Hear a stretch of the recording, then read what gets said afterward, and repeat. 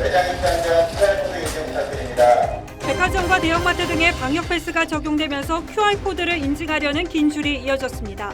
장보기가 이렇게 힘드냐며 마찰도 빚었습니다.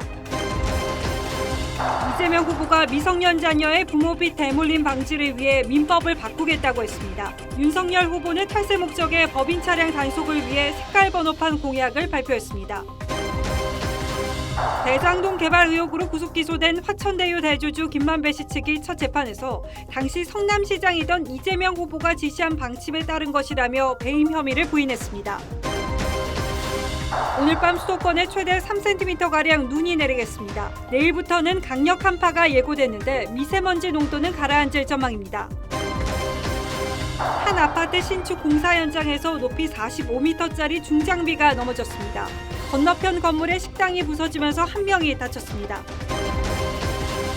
국민의힘 이준석 대표가 출연합니다. 윤석열 후보와의 갈등 봉합 그 뒷얘기와 단일화 변수 속 대선 전략 들어봅니다. 오징어 게임의 깐부 할아버지 배우 오영수가 한국인 최초로 미국 골든글로브 연기상을 수상했습니다.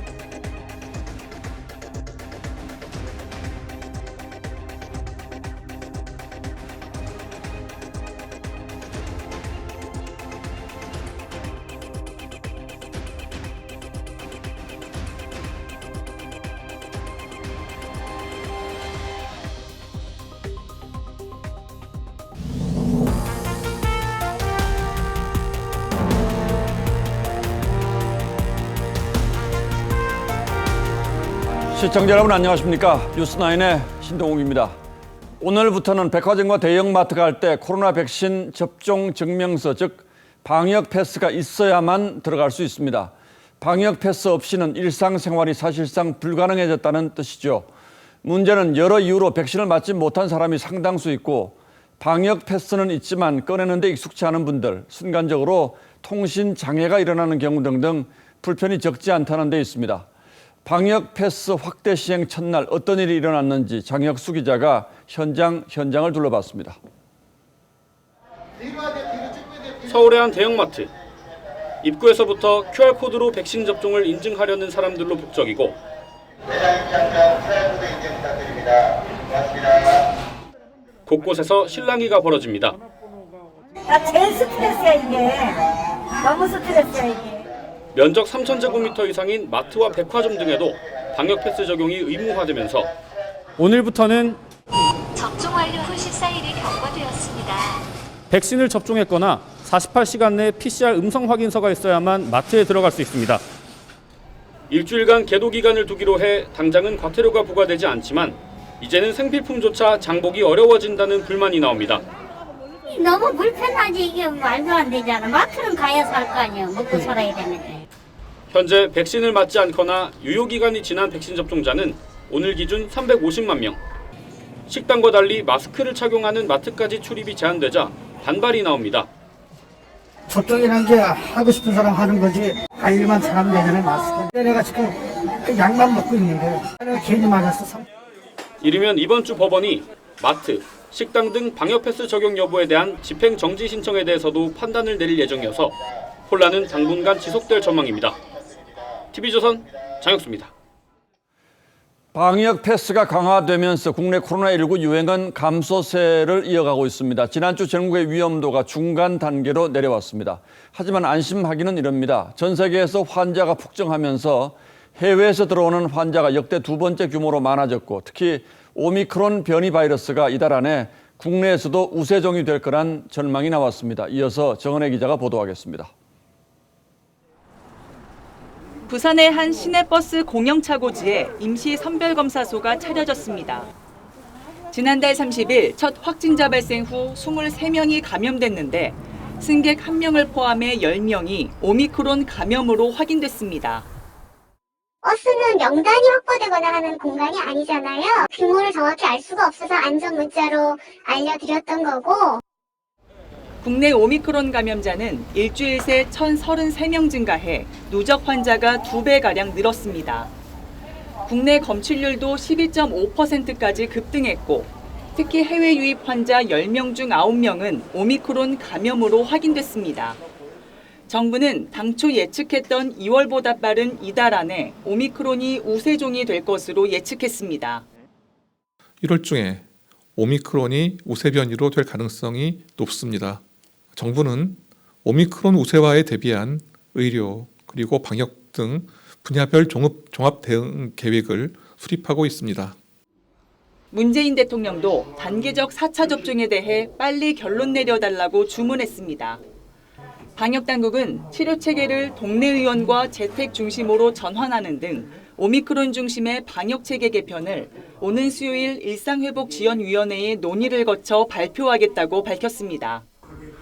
또 16일 종료되는 거리두기 조정안과 설 방역대책 등도 논의해 이번 주 발표할 계획입니다. TV조선 정은혜입니다. 대선이 다가오면서 공약 경쟁이 갈수록 뜨거워지고 있습니다. 이재명 후보는 이른바 불수능을 없애서 수험생과 학부모의 부담을 모두 들어주겠다고 약속했고 부모의 빚이 자녀에게까지 대물림되는 안타까운 현실을 개선하겠다는 공약도 내놨습니다. 황정민 기자가 보도합니다. 아버지가 낸 사채비 때문에 장기 매매 위기에 몰린 청년의 이야기를 다룬 영화입니다. 돈 없지? 몸으로 갚아. 이재명 후보는 이처럼 사회생활을 시작도 하기 전에 물려받은 빚에 허덕이는 상황을 막겠다며 빚 대물림 방지 공약을 내놨습니다. 상속재산 범위 안에서만 부모 빚을 책임지는 현행 한정 승인 제도는 사망 후 3개월 안에만 신청할 수 있는데 성년이 된 뒤에도 신청할 수 있게 법을 바꾸겠다는 겁니다. 최근 6년 동안 빚 되물림으로 성인이 되기도 전에 파산 신청을 한 미성년자는 모두 80명입니다. 올해 역대급 불수능이란 평가가 나왔던 대학 입시 개선책도 발표했습니다. 수능에서 초고난도 문항 출제 자체를 없애고 문항 검토에 대학생을 참여시키는 내용입니다. 가난한 소년공이 검정고시를 통해 성장한 성공 스토리가 더 이상 우리 사회 모범이 되어선 안 됩니다. 여성 스타트업 대표들과 만난 자리에선 여성가족부 폐지를 주장한 윤석열 후보를 향해 대안을 제시하라고 압박했습니다. 폐지한다, 반대한다를 넘어서서 대안을 좀 많이 말씀해 주시면 좋겠다. 또 고용 환경에 따라 보험료를 징수하는 고용보험을 넘어 장기적으로 소득에 따라 징수하는 전국민 소득보험이 필요하다고 강조했습니다. TV조선 황정민입니다. 윤석열 후보는 연일 유권자의 감성을 파고드는 승부수를 던지고 있습니다. 오늘은 법인 명의의 자동차 번호판 색깔을 아예 바꾸겠다는 공약을 내놨다고 하는데 이 공약은 왜 나오게 됐는지 황선영 기자에게 물어봤습니다. 지난해 최고 시속 480km에 가격 44억 원에 달하는 부가티 시론이 국내에서 팔렸습니다. 차 주인은 개인이 아닌 법인이었습니다. 대당 4억 원에서 7억 원대에 달하는 롤스로이스는 10대 중 9대가 법인 명의였습니다. 회사 돈으로 슈퍼카를 구입해 오너 가족이 개인 용도로 유용하고 결과적으로 세금까지 탈루하는 문제가 끊이지 않고 있는데 윤석열 후보는 번호판 색깔 교체를 해결책으로 제시했습니다. 법인 차량인지 아닌지를 구분할 방법이 없는 거죠. 어떻게 하면 좋을까? 좋은 방법 없어요? 색상을 넣는 거예요. 연두색 어때요? 주유소 내 전기차 충전기 설치 확대 계획도 밝혔습니다. 기존 주유기와 6m 이상 거리를 둬야 해서 작은 주유소들은 전기차 충전소 설치가 어려웠는데 이러한 규제를 대폭 완화하겠다는 겁니다. 윤 후보는 인천을 찾아 인천과 남양주를 잇는 GTX 2 노선 신설, 쓰레기 매립지 문제 해결 등 지역 수건 해소를 약속하고 지지율 역전을 다짐했습니다. 인천 상륙 작전 때처럼 이 나라를 구할 역전의 드라마가 그 대장정이 인천에서부터 시작될 것이라고. 중소제조업체를 방문한 자리에서 구인난 호소를 듣고는 정부 재정으로 근로자에게 인센티브를 주는 방안을 언급하기도 했습니다. 윤 후보는 비공개 일정으로 광주를 찾아 이한열 열사의 어머니인 고 배은심 여사 빈소를 조문했습니다. TV조선 황선영입니다. 국민의힘 안철수 후보의 지지율이 급등세를 보이면서 야권 후보 단일화 문제가 벌써 대선 전의 핵으로 떠오르고 있습니다. 물론 안철수 후보는 이번만큼은 절대로 후퇴하지 않겠다는 입장입니다. 그러나 시간이 지날수록 단일화 압박이 거세질 수밖에 없을 것이고 윤석열, 안철수 어느 누구도 단일화를 거부할 수 없는 상황이 올 수도 있습니다. 안 후보의 행보 역시 그 상황을 염두에 둔 흔적이 역력합니다. 먼저 오늘 안 후보의 움직임을 살펴봐 드리고 잠시 뒤 뉴스 말미에는 국민의힘 이준석 대표는 이 문제를 어떻게 생각하는지 자세히 물어봐 드리겠습니다. 보도에 박경준 기자입니다. 오늘 발표된 두 개 여론조사에서도 안철수 후보는 11.1%, 13.6%로 두 자릿수 지지율을 지켰습니다. 윤석열 후보와 합산하면 이재명 후보 지지율을 넘어서지만 안 후보는 단일화 생각이 없다고 다시 강조했습니다. 다만 이 후보의 탈모약 건강보험 공약엔 표를 받으려고 막 내지른다고 강하게 질타하면서도 임기 동안 해먹고 튀면 그만이라는 전형적인 먹튀 정권의 모습입니다. 윤 후보에서 촉발된 멸공 논란에 대해선 비판을 자제했습니다. 그냥 소이부답하겠습니다. 국민의힘 홍준표 의원이 최근 국민의당 권은희 원내대표를 만나 지난 대선의 다자구도가 재현되면 안 된다고 말한 것으로 전해졌지만 권 원내대표는 명절 인사만 했을 뿐이라며 확대 해석을 경계했고 공동정부나 연립정부 모두 불가능하다고 일축했습니다. 정의당 심상정 후보는 경제 공약의 핵심을 그린노믹스로 잡고 2030년 재생에너지 비중 50%, 전기차 1000만 시대 등을 공약했습니다. 녹색 혁신은 대한민국과 지구 공동체에 공존과 공동 번영의 기회를 제공하고 미래 세대에 더 나은 삶을 전달할 것이라고. TV조선 박경주입니다. 신세계 정용진 부회장이 촉발한 멸공 논란이 대선을 앞둔 정치권에서 색깔 논쟁으로 번지고 있습니다. 윤석열 후보가 마트를 찾아 멸치와 콩을 사는 사진을 올리고 야권 정치인들이 동참하자 여권에서는 극우적 색깔론이라는 비난을 퍼부었습니다. 신세계 관련 상품 불매운동이 벌어졌고 이 바람에 신세계 주가가 폭락하자 정 부회장이 조금 전 입장문을 내고 앞으로는 멸공이란 표현을 쓰지 않겠다고 한 발 물러섰습니다. 오늘 더 뜨거워진 멸공 논란은 최지원 기자가 정리했습니다. 국민의힘 윤석열 후보가 마트에서 멸치와 콩을 사는 사진을 SNS에 올린 데 이어 나경원 전 대표와 최재형 전 감사원장 등이 비슷한 모습을 공개했습니다. 오늘 저는 달걀, 파, 멸치, 콩을 좀 사봤습니다. 달파 멸콩.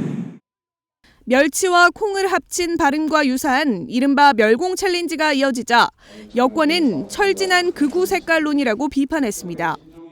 멸치 논란으로 이렇게 확 색깔론을 가지고 이렇게 편을 가는 모습이 참 유치해 보입니다.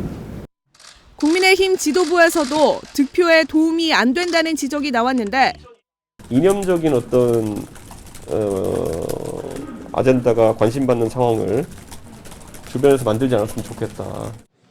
논란이 커지자 윤 후보는 필요한 물건을 산 것이라며 멸공 챌린지를 의도한 건 아니라고 해명했습니다. 여권의 공세는 논란을 촉발한 정용진 신세계그룹 부회장에게도 쏟아졌습니다. 정 부회장이 과다 체중으로 군면제를 받은 걸 거론하며 멸공을 외칠 자격이 있느냐고 따졌고 그러니까 딱 1kg 넘어서서 아슬아슬하게 체중을 초과해서 군을 면제받았습니다. 그래서 체중을 빼고 지금도 이제 평상시 체중 유지하시는 것 같은데 그럼 멸공할 거면 군대 가셨어야죠. 현근택 대변인은 이마트가 대주주인 스타벅스의 커피를 마시지 않겠다고 선언했습니다. 이 여파 등으로 신세계의 주가는 오늘 6.8% 폭락했습니다. 논란이 커지자 정 부회장은 SNS에 북한이 미사일을 쏘면 기업이 손해를 본다며 군대 안 갔다 오면 입 다물라는데 손해를 보는 당사자로서 당연한 말을 한 것이라고 반박했습니다. TV조선 최주원입니다. 병사 월급을 둘러싼 논란도 가열되고 있습니다. 윤석열 후보가 병사 월급을 200만 원까지 올리겠다고 공약하자 이재명 후보 측은 그건 내가 원조라고 맞받았습니다. 이른바 이대남 맞춤 공약이긴 한데 현실 가능성은 있는 공약인지 이채림 기자가 꼼꼼히 살펴봤습니다. 새해부터 병장 월급은 11.1% 오른 67만 6,115원. 문재인 대통령 공약인 70만 원은 못 미치지만 집권 첫 해 21만 6천 원과 비교하면 3배가 넘습니다. 윤 후보가 이를 최저임금 수준인 200만 원으로 올리겠다고 공약하자 온라인상에서 20대 남성들의 환영이 이어졌습니다. 이대남만을 위한 공약이 아닙니다. 군 장병은 누군가의 아들이고 손자이며 누군가의 오빠이고 남동생입니다. 그러자 민주당은 이재명 후보가 원조라고 주장했습니다. 이재명 후보가 이미 12월 달에 국방 공약으로 내건 공약입니다. 베껴쓰기 공약입니다. 실제 두 후보의 공약을 분석해봤습니다. 이 후보는 차기 정부 임기 말인 2027년을 목표로 했지만 어떻게 마련할지는 밝히지 않았습니다. 윤 후보는 세출 구조 조정을 통해 5조 1천억 원을 마련하겠다고 했지만 인상 시기는 언급하지 않았습니다. 안철수 후보는 병사 월급이 직업 군인인 부사관을 넘어서는 문제점을 지적했습니다. 부사관 월급 또는 장교의 월급은 어떻게 할 건지에 대해서 말씀을 해주셔야 되는 것 아니겠습니까? TV조선 이채림입니다. 오늘 대장동 특혜 사건의 첫 공판이 열렸는데 화천대유 대주주 김만배 씨 측 변호인이 성남시가 만들어 놓은 방침에 따라서 사업을 했을 뿐이라며 배임 혐의를 완강하게 부인했습니다. 사업 이익을 민간 사업자들이 쓸어갈 수 있도록 만들어 놓은 이른바 독소 조항 역시 성남시가 만든 것이고 당시 이재명 시장이 안정적인 사업을 위해서 지시한 것이라고 주장했습니다. 그렇다면 결국 쟁점은 이재명 시장의 지시라는 표현을 어떻게 볼 것인가로 쏠리겠죠. 이 주장이 왜 중요한 것인지 장윤정 기자가 설명하겠습니다. 대장동 개발 특혜 의혹으로 재판에 넘겨진 핵심 5인방이 처음으로 한 법정에 섰습니다. 검찰과 변호인 간 핵심 쟁점은 배임죄 성립 여부였습니다. 화천대유 대주주 김만배 씨 측 변호인은 대장동 사업 구조는 당시 이재명 시장과 성남시가 안정적 사업을 위해 지시한 방침에 따랐을 뿐이라고 주장했습니다. 그러면서 성남도시개발공사가 확정 이익을 갖는 것으로 기본 방향을 정했고 민간 사업자 이익은 고위험을 감수한 결과라고 덧붙였습니다. 결국 민간이 큰 이익을 본 건 부동산 가격이 올랐기 때문이라며 설계 당시 예상 못한 수익 증가를 배임죄의 근거로 보는 건 사후 확증 편향이라고 반박했습니다. 나머지 핵심 인물인 유동규 전 본부장과 남욱 변호사, 정모 변호사도 모두 공소 사실을 부인했습니다. 녹취록을 제공하는 등 검찰 수사에 협조했던 정모 회계사는 유일하게 혐의를 인정했습니다. 녹취록 신빙성 두고도 말이 많은데요. 바뀌실 입장 없습니까? 이재명 후보 선대위는 김 씨 측 주장에 대해 이재명 시장의 사적 지시가 아니라 성남시의 공식 방침이라고 반박했습니다. 여야는 국회 법사위에서 대장동 특검 도입 공방을 벌였지만 결론을 내지 못했습니다. TV조선 장윤정입니다. 공수처가 국민의힘 윤석열 후보와 한동훈 검사장의 지지자 모임에 가입한 주부들의 통신 자료까지 조회한 것으로 확인됐습니다. 한 검사장은 아내와 미성년 자녀까지 조회당한 것으로 드러나 공수처의 일반인 사찰 논란의 불길이 이산에서 저산으로 계속 번지고 있습니다. 최민식 기자가 취재했습니다. 5일 한동훈 검사장 지지자 모임 SNS에 올라온 글입니다. 회원인 한 50대 주부는 공수처 수사산부가 지난해 10월 5일 자신의 통신 자료를 조회했다고 밝혔습니다. 공문번호는 수사산부 366. 공수처는 이날 같은 공문으로 윤석열 지지 모임 회원 2명의 통신 자료도 들여다봤습니다. 이들도 50대와 60대 주부였습니다. 손발이 떨렸죠. 가슴이 철렁 내려앉아가지고 아니 근데 도대체 제 거를 왜 내가 이런 일을 겪어야 되지? 통화를 하거나 카톡을 하신 적이 있으신가요? 아니요, 없어요. 공수처는 지난해 9월에는 한 검사장뿐만 아니라 그 아내와 미성년 자녀의 통신 자료도 조회한 것으로 파악됐습니다. 한 검사장은 공수처가 무차별적으로 민간인의 통신 조회를 하는 것은 국민을 겁주는 것이라고 비판했습니다.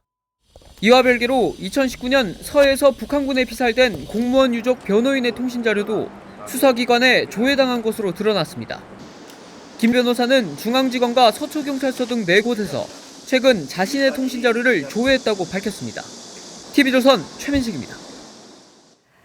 미세먼지로 매캐한 하루였는데 저녁 퇴근길에는 공기에서 찬 기운이 느껴지지 않았을까 싶습니다. 밤사이 눈과 함께 내일부터는 한파가 예보돼 있습니다. 서울 아침 기온이 영하 9도로 전망되는데요. 현장에 나가 있는 취재기자 연결합니다. 자, 정준영 기자, 지금 눈이 내리고 있습니까? 네, 현재 이곳 서울광장에 눈은 내리지 않고 있습니다. 기상청은 오늘 늦은 밤부터 내일 새벽 6시까지 서울을 비롯한 수도권과 충청, 전라권에 최대 3cm의 눈이 쌓일 것으로 내다봤습니다. 기온도 크게 떨어질 것으로 관측되면서 출근하실 때 빙판길에 유의하셔야겠습니다. 북쪽에서 찬 공기가 내려오면서 서울 아침 최저기온은 영하 9도로 예상됐습니다. 바람까지 강하게 불면서 체감온도는 영하 17도까지 떨어질 것으로 보입니다. 경기 북부와 강원 일대는 한파주의보가 내려졌습니다. 네, 날씨가 추워지는데 미세먼지는 좀 나아지는 겁니까? 네, 현재 서울 시내 초미세먼지 농도는 나쁨 수준을 보이고 있는데요. 미세먼지는 보통 수준으로 조금은 나아진 상태입니다. 오늘 전국 대부분 미세먼지 농도는 하루 종일 나쁨 수준을 기록했고 어제 내려졌던 미세먼지 비상저감 조치는 세종과 충북, 전북까지 확대됐습니다. 이번 고농도 미세먼지는 지난주 유입된 중국발 스모그가 한반도 상공에 정체되면서 발생한 것으로 분석됩니다. 국립환경과학원은 내일 맑은 북서기류가 유입되며 중서부 지역부터 미세먼지가 해소될 것으로 관측했습니다. 서울광장에서 TV조선 정준영입니다.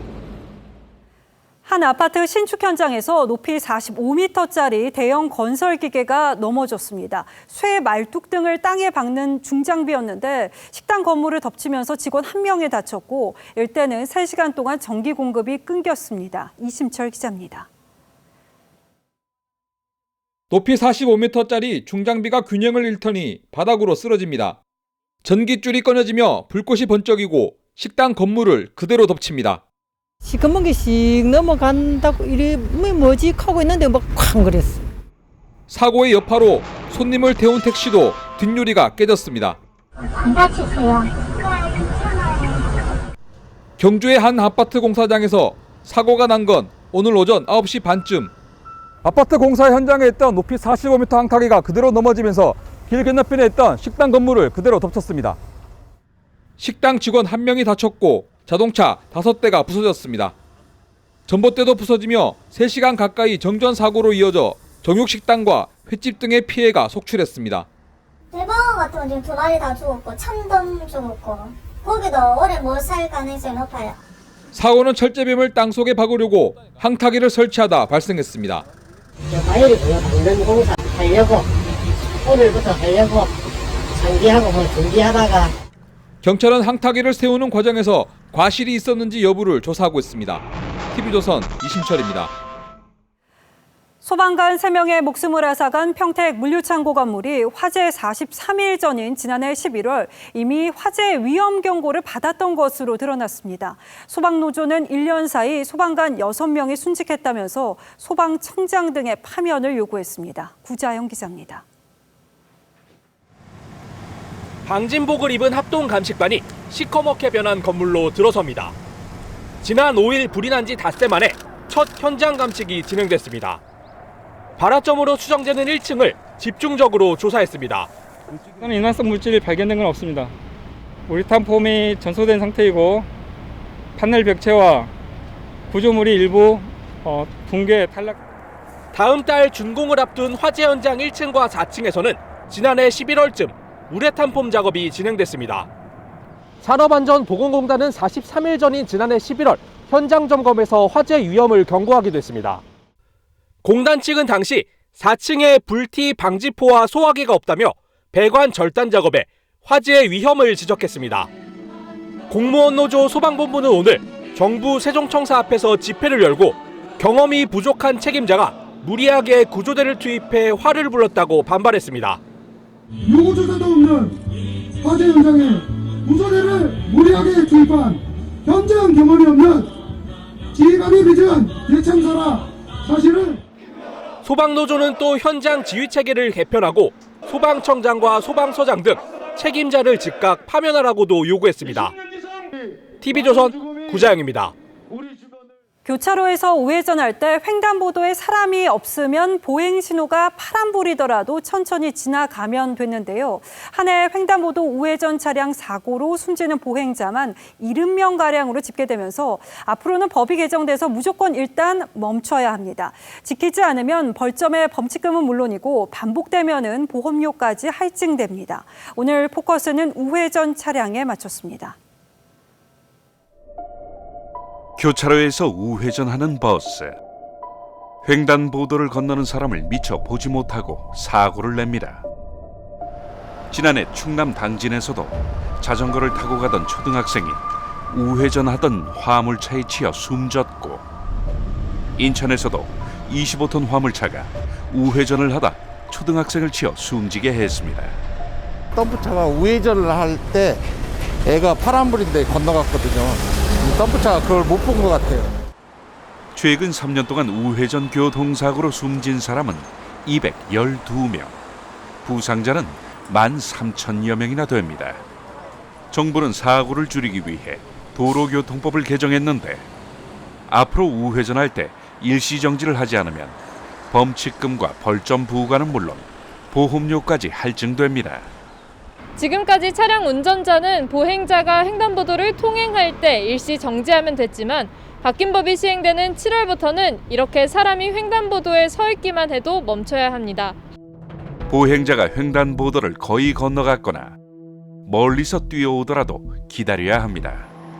또 아무도 없어서 지나갔더라도 갑자기 사람이 뛰어와 사고가 난다면 100% 차량 과실이죠. 멈춰야죠. 수가 없어요.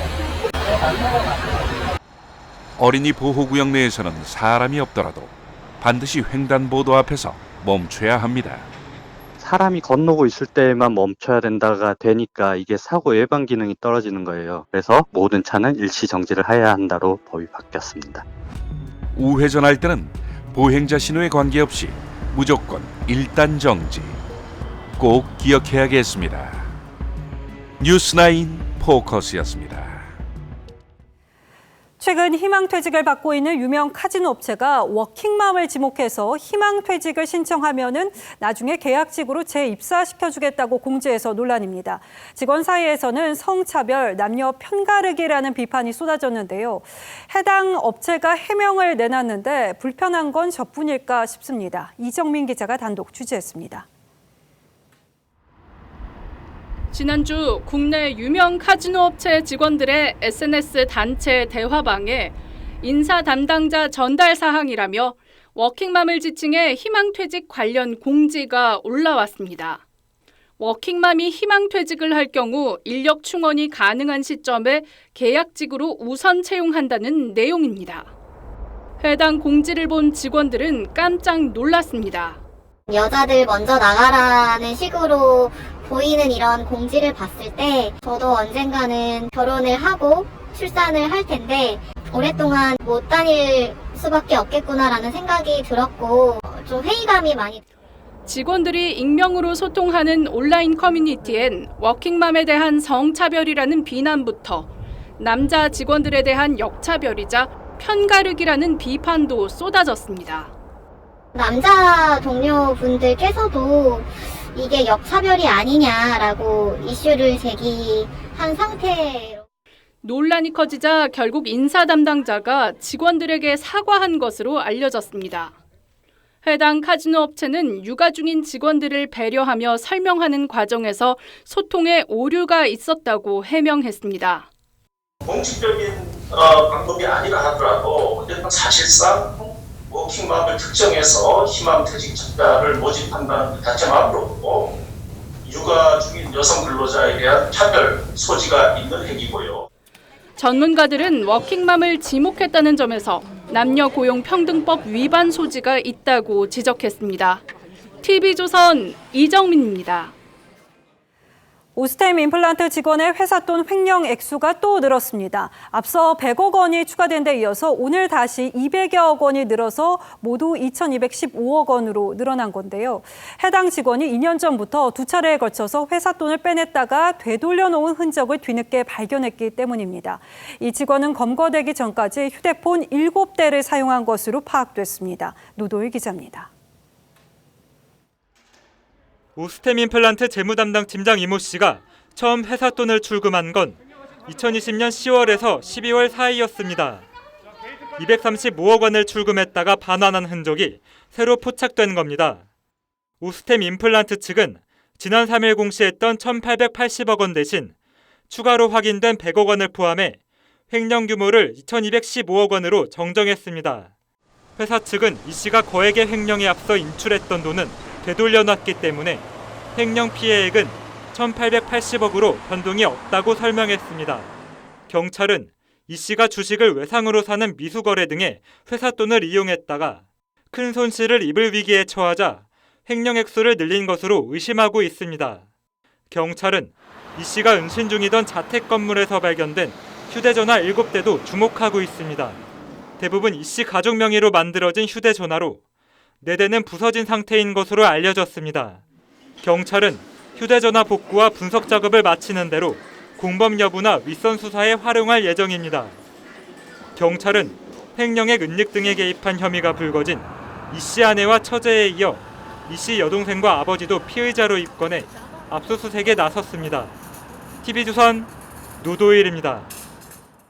신변 보호 중이던 전 여자친구 가족을 살해한 혐의로 재판에 넘겨진 이석준이 흥신소를 통해서 피해자 주소를 알아냈다고 전해드렸는데요. 대체 누가 흥신소에 피해자 주소를 유출했는지 추적했더니 다름 아닌 구청 공무원이었습니다. 살인에 사용된 개인정보는 단돈 2만 원의 흥신소로 넘어갔습니다. 검찰은 이 구청 공무원 등을 구속 상태로 재판에 넘겼습니다. 윤재민 기자입니다. 지난달 10일 신변보호 중이던 여성의 자택에서 모친을 살해하고 남동생을 크게 다치게 했던 피의자 이석준. 사회적 무예에 정말 죄송합니다. 이석준은 범행 이틀 전 흥신소를 통해 여성 주소를 알아낸 것으로 파악됐습니다. 검찰 수사 결과 흥신소로부터 뒷돈을 받고 피해자 주소를 유출한 사람은 구청 공무원 40살 A씨였습니다. A씨가 유출한 피해자 주소는 흥신소 3곳을 거쳐 이석준에게 전달됐는데 흥신소 업체들은 대포폰 등으로 경찰 추적을 피해온 것으로 파악됐습니다. 경기도 수원의 구청 건설과에서 근무 중인 A씨는 노점상 과태료 부과 등을 위해 부여받은 차적조의 권한으로 흥신소 업자에게 개인정보를 팔아넘긴 것으로 검찰은 파악했습니다. 과하게 필요 없는 것까지 개인적으로 이용해서 했다고는 알고 있습니다.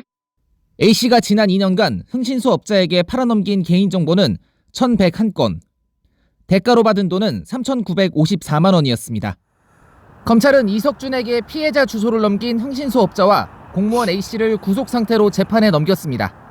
TV조선 윤재민입니다. 핀테크 기술이 활용된 금융 플랫폼 많이들 쓰실 겁니다. 대표적인 게 카카오톡과 연동해서 쓰는 카카오페이 서비스죠.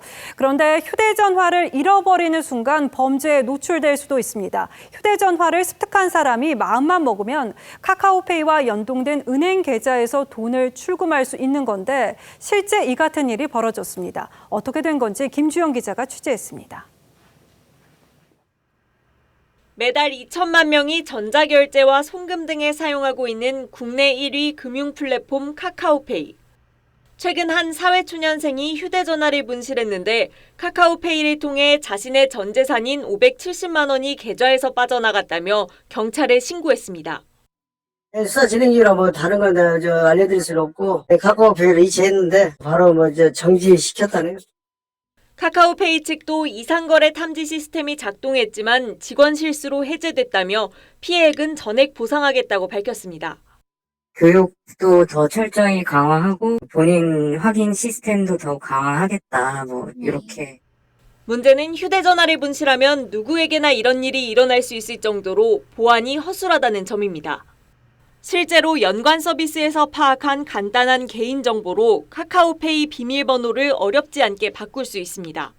연동시켜서 편리하게 하려고 했던 건데 금융하고 관련된 건 돈이 문제가 되기 때문에 2차 인증을 한다든지 편리성을 무기로 생활 곳곳에서 쓰이고 있는 핀테크 기술.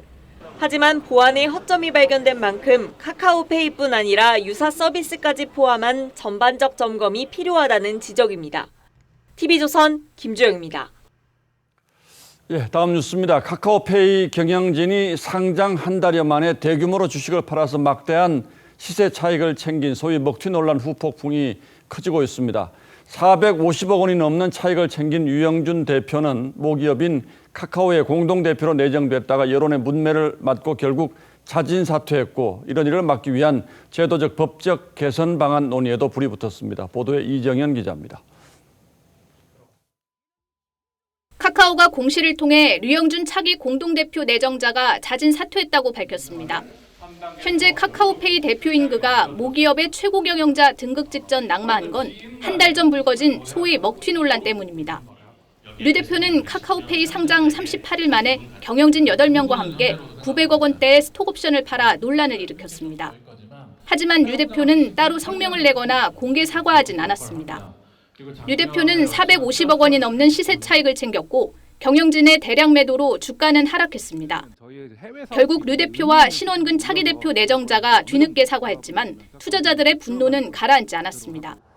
카카오 안팎에서도 경영자의 윤리의식이 결여됐다는 비난이 거셉니다. 수익주주를 무시하는 그 심각한 하여튼 해저드라고 보고요. 그로 인해서 주가가 하락한 거에 대한 책임을 회사가 져야 됩니다. 스톡옵션은 상장 후 일정 기간 주식을 팔지 못하는 의무보호 예수 규정이 적용되지 않는데 경영진이 이런 허점을 이용한 셈입니다. 특히 류 대표 등은 카카오페이 상장 심사 때 거래소로부터 투자자 보호를 위해 당분간 스톡옵션을 팔지 말라는 권고까지 받고도 이를 따르지 않은 것으로 알려져 파문은 쉽게 가라앉지 않을 전망입니다. TV조선 이정현입니다. 예, 아시는 것처럼 국민의힘 내분 사태는 상당 부분 수습 국면으로 접어들었습니다. 그러나 가라앉은 지지율이 다시 반등할 수 있을지 또 안철수 후보의 상승세는 어떻게 대처할지 여러 가지 과제가 적지 않습니다. 어떤 보관이 있는지 이준석 국민의힘 대표에게 직접 물어보겠습니다.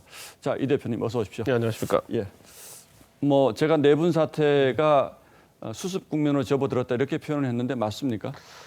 기본적으로 지난 주말을 기점으로 해서 사실 저희 당내에 많은 구성원들이 대선 승리를 위해서 뜻을 함께하자는 취지로 이제 결합했고 무엇보다도 우리 후보도 상당히 캠페인에 어떤 방식이라는 것을 많이 바꿔가지고 당내 분위기가 크게 살아나고 있는 그런 상황이다. 특히 주말간에 그래서 온라인상에서의 젊은 세대의 반응은 뜨거웠고 그로 인해서 지금 이제 주중이 되면서 그런 온라인상에서의 어떤 뜨거운 분위기가 다시 오프라인으로 옮겨가고 있는 그런 상황입니다.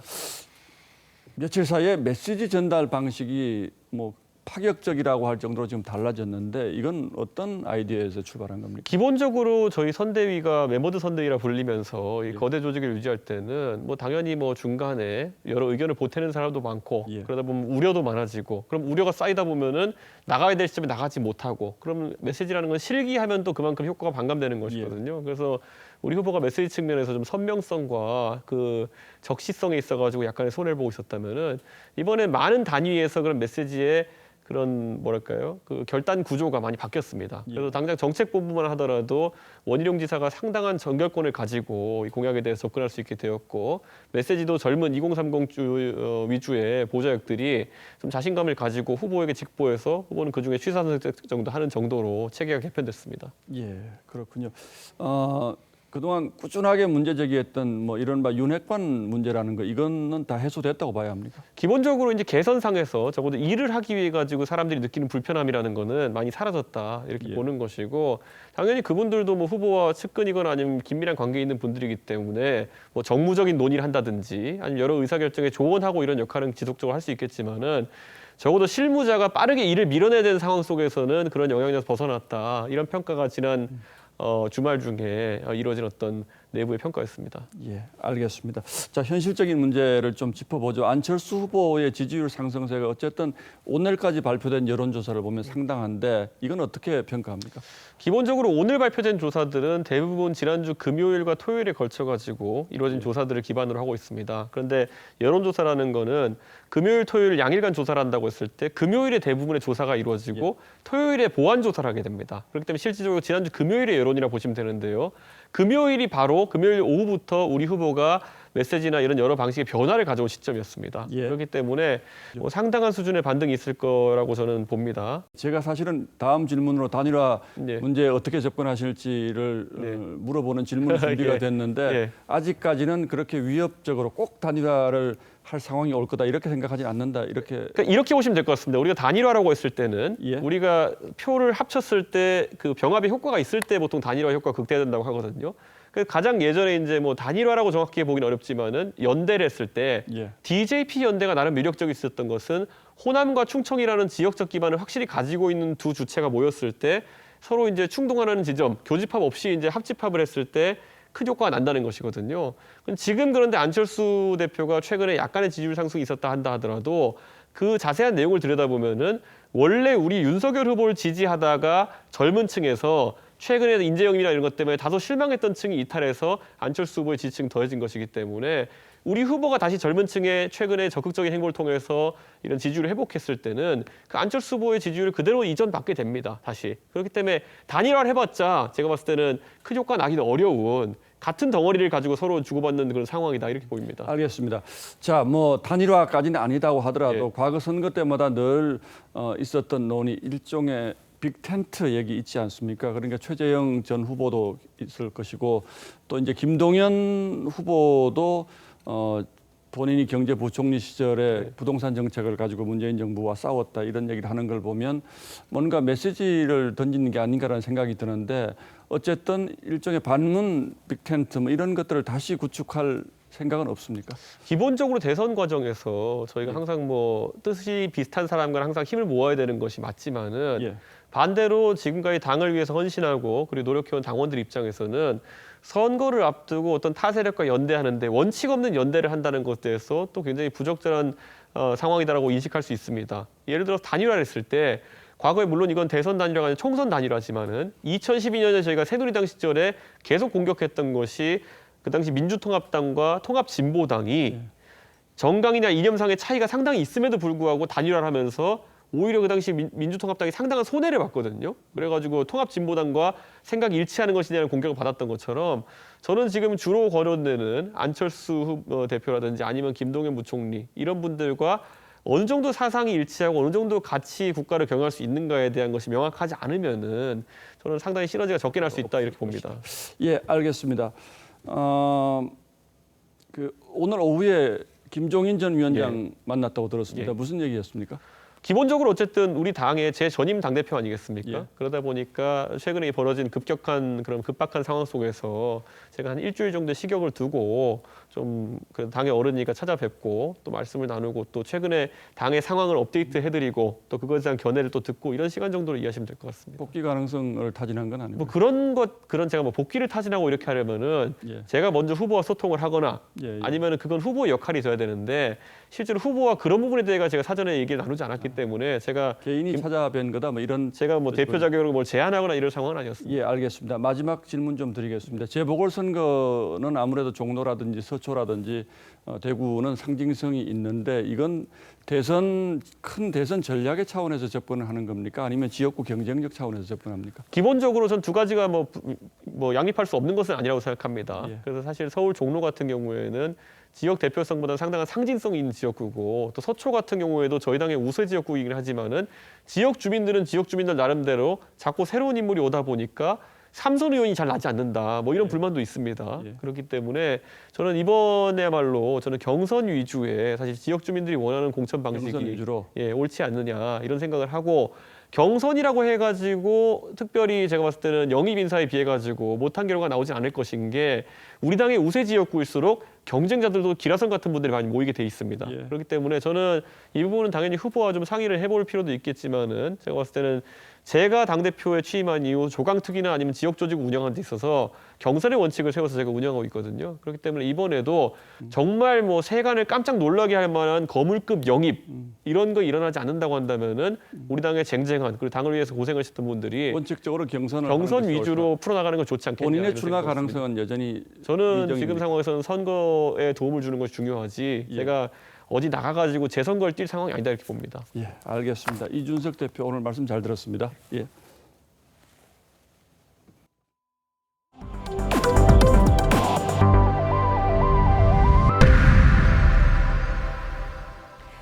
(78의) 원로 배우 오영수 씨가 한국인 최초로 골든글로브 연기상을 수상했습니다. 드라마 오징어 게임의 깐부 할아버지로 나무 조연상을 거머쥔 건데요. 이제 세계 속의 우리가 아니고 우리 속의 세계라는 소감을 전했습니다. 임서인 기자입니다. 우리 깐부부터 맺어야지.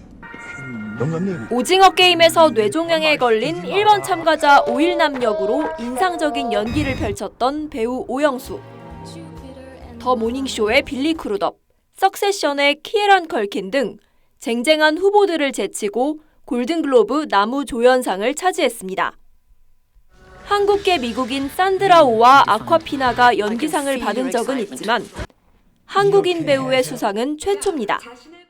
수상 소식을 듣고 생애 처음으로 내가 나에게 괜찮은 놈이야라고 말했습니다. 이제 세계 속의 우리가 아니고 우리 속의 세계입니다. 작품상과 나무 주연상 후보에도 올랐던 오징어 게임. 두 부문에서는 수상하지 못했지만 기생충과 미나리를 외국어 영화로 분류하고 주요 부문 후보로도 올리지 않았던 골든글로브의 벽을 허물었다는 평가가 나옵니다. 골든글로브는 오스카와 함께 미국에서 가장 권위 있는 시상식으로 꼽혀왔지만 주최 측인 할리우드 외신기자협회의 부패 스캔들과 인종차별 논란 등으로 할리우드의 보이콧이 이어지며 올해 행사는 대폭 축소됐습니다. 생중계도 관중도 없었습니다. 오징어 게임 제작진과 배우들도 현지 보이콧 분위기와 코로나 격리 기간을 고려해 참석하지 않았습니다. TV조선 임서인입니다. 뉴욕시의 아파트에서 큰 불이 나 19명이 숨졌습니다. 뉴욕에서 벌어진 32년 만에 최악의 화재로 집계될 정도입니다. 정부 보조금에 의존하는 저소득층이 많이 사는 곳이었는데 대피가 늦었던 이유를 듣자니 마음이 더 아픕니다. 이유진 기자입니다. 창밖으로 시커먼 연기가 뿜어져 나옵니다. 주민들이 손과 옷가지로 구조를 요청합니다. 소방대원들이 사다리를 타고 올라가고 불길 속에서 한 아이를 구해냅니다.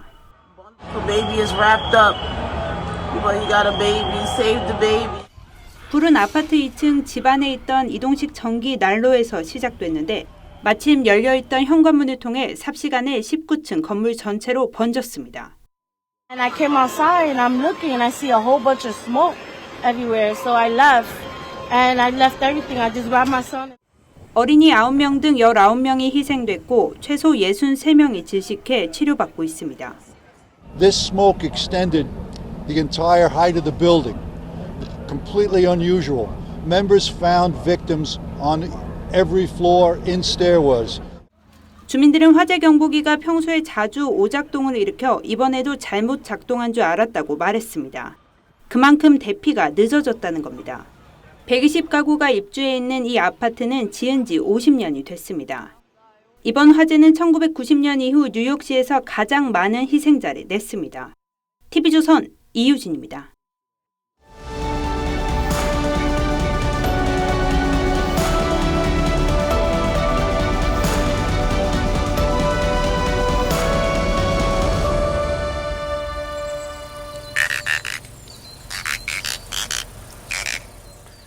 낚싯바늘에 걸려 올라온 물고기가 이상한 소리를 내죠. 흔히 빠가사리로 불리는 민물고기 동자개입니다. 위협을 느끼면 단단한 가슴 지느러미와 관절을 마찰시켜 빠각빠각하고 경고음을 내기 때문에 붙은 별명이죠. 동작에는 한때 독립군 물고기로도 유명했습니다. 일제강점기에 일본인들이 빠각빠각 소리를 바보를 뜻하는 빠가로 듣고 절대로 먹지 않았다는 일화가 있죠. 그래서 빠가사리는 바보를 뜻하는 속어로도 쓰입니다. 명태는 엄청나게 많은 알을 까서 수없이 많은 새끼, 노가리를 낳습니다. 거기서 나온 말이 노가리를 깐다는 속어입니다. 쓸데없는 말, 허황된 이야기를 늘어놓는 것을 가리킵니다. 한없이 가볍고 말초적이고 자극적인 선거전이 대선판을 휩쓸고 있습니다. 오늘은 달걀, 파, 멸치, 콩을 샀습니다. 달파 멸콩. 윤석열 국민의힘 대선 후보가 마트에서 장 보는 영상을 띄운 뒤에 AI 분신을 내세워 달파 멸콩이라는 해석을 달았습니다. 달파는 여권의 강성 지지자를, 멸콩은 느닷없이 논란이 되고 있는 멸공을 의미한다고 사실상 인정했습니다. 한 재벌 총수가 공산주의를 타도하자는 옛 구호 멸공을 올리고 조국 전 장관이 거의 윤석열 수준이라고 비판하자 반격하듯 나선 겁니다. 정부가 지난 5년 북한에게 저자초로 일관한 데 대한 국민의 거부감이 얼마나 큰지 이해는 합니다만 그저 웃고 넘기기엔 뒷맛이 씁쓸합니다. 이재명을 뽑는다고요? 이재명은 힘든 겁니다. 앞으로 제대로. 이재명 민주당 대선 후보가 이 15초 영상에서 탈모 치료제에 건강보험을 적용하겠다는 공약을 익살스러운 몸집과 표정으로 알리고 있습니다. 가뜩이나 건강보험 재정이 위태로운데 건강이나 생명과는 거리가 먼 탈모까지 나라 돈으로 챙기겠다고 했다가 반응이 좋자 신이 난 모양입니다. 미국과 영국 매체들이 심각한 포퓰리즘이며 노골적인 표얻기 시도라는 비판이 일고 있다며 눈이 휘둥그레질 만도 합니다. 생선 이름 아귀는 굶주린 귀신 아귀에서 유래했다고 합니다. 그래서인지 먹성 좋은 아귀가 아귀 먹어치우듯 표만 되면 뭐든지 건드리고 보는 대선판입니다. 그러면서 여야 없이 상대를 향해서는 보그가 바득바득 이를 갈듯 삿대질을 합니다. 노래 가사처럼 웃고 있어도 눈물이 나는 선거, 요즘 말로 웃프고 미세먼지처럼 답답한 나날들입니다. 1월 10일 앵커의 시선은 가벼운, 한없이 가벼운 이었습니다.